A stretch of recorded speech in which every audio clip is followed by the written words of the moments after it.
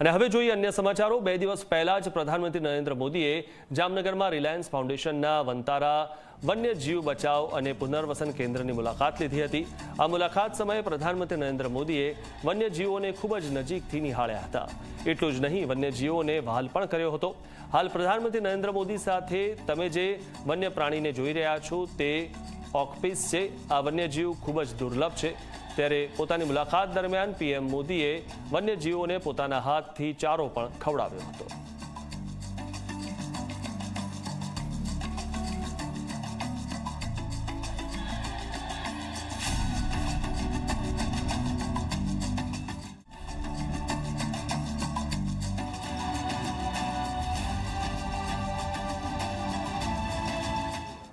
તો હાલની જ ગુજરાત મુલાકાત દરમિયાન પ્રધાનમંત્રી નરેન્દ્ર મોદીએ જામનગરમાં વાઇલ્ડ એનિમલ રેસ્ક્યુ સેન્ટર વંતારાનું ઉદ્ઘાટન કર્યું।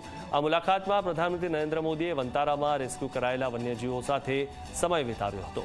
પીએમ મોદી હાથીઓ માટે બનાવેલા ખાસ એલિફન્ટ કેમ્પ પણ પહોંચ્યા હતા, જ્યાં હાથીઓને હાઇડ્રોથેરાપી આપવામાં આવે છે। પ્રધાનમંત્રી નરેન્દ્ર મોદીએ પૂલમાં નાહી રહેલા હાથીઓને કેળા પણ ખવડાવ્યા હતા।